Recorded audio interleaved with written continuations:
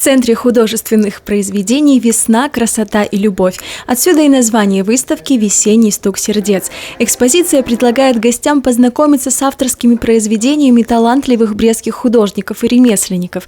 Организаторами выставки и ее активными участниками стали Белорусская ассоциация творческих людей, Клуб народного творчества «Наследие» Брестского городского центра культуры и Дворец культуры профсоюзов. Мы ведем такую работу, чтобы объединять творческих людей. Это очень важно. Время непростое.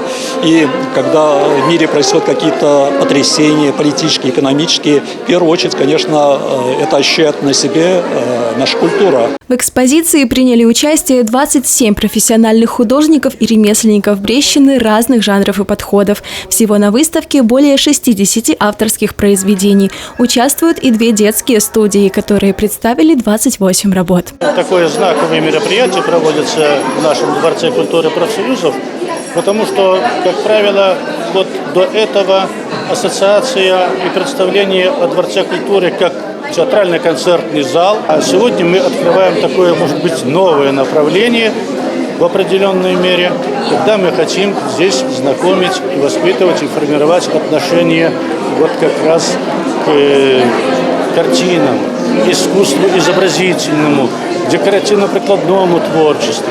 Открывали выставку в формате костюмированного шоу. Посетители могли прийти в необычных и эксклюзивных нарядах для создания особой атмосферы культурного салона. Художественные руководители выбрали 4 претендентов в самых интересных образах, среди которых разыграли картины художников. Очень приятно, когда вот мы здесь собираемся, очень много своих знакомых, друзей. Основное – это общение, конечно, и видеть и положительные эмоции такие вот. Порадовала посетителей также развлекательная программа и выступление талантливых музыкантов, певцов и танцоров Дворца культуры профсоюзов. Екатерина Косынюк, Владимир Казаков, телерадиокомпания «Брест».